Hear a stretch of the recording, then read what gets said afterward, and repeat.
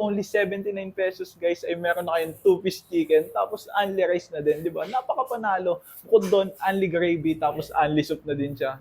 Akalain mo yun, no? May nag-i-exist palang ganun, no? Napakamura. So, good day sa inyo, mga utak! Ngayong araw ay meron ako nadaanan na isang kainan na talaga namang mayat-maya ang dagsa ng tao. Dito nga sa kainan na to, mauutak, ay umaabot na sa puntong nag-aantay yung ibang customer sa labas para makakain dahil puno na yung dining sa loob. Ano ba naman dahil for only 79 pesos nga ay meron ka ng 2-piece chicken na only rice, only sabaw at only gravy na. Bukod doon, meron pa silang ino-offer dito na for only 59 pesos ay meron ka ng 1-piece flavored chicken na may rice at drinks na nakasama. Panalo! So, ayun guys, in-order natin itong 2-piece chicken nila for only 79 pesos. Tikman natin.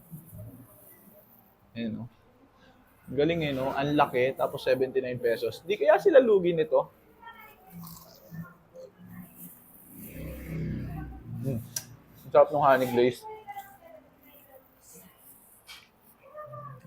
Di na nakakagulat kung bakit napakadami nakakain dito, guys.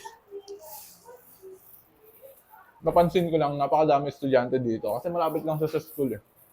Panalong-panalo to lalo na sa mga estudyante. Sarap. Under rice pa, no?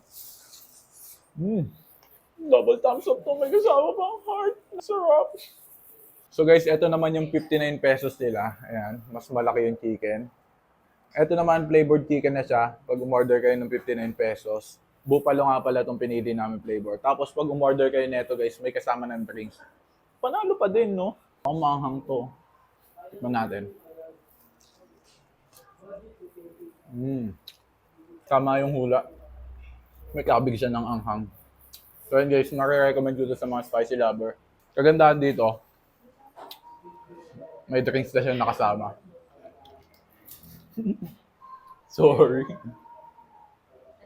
Top.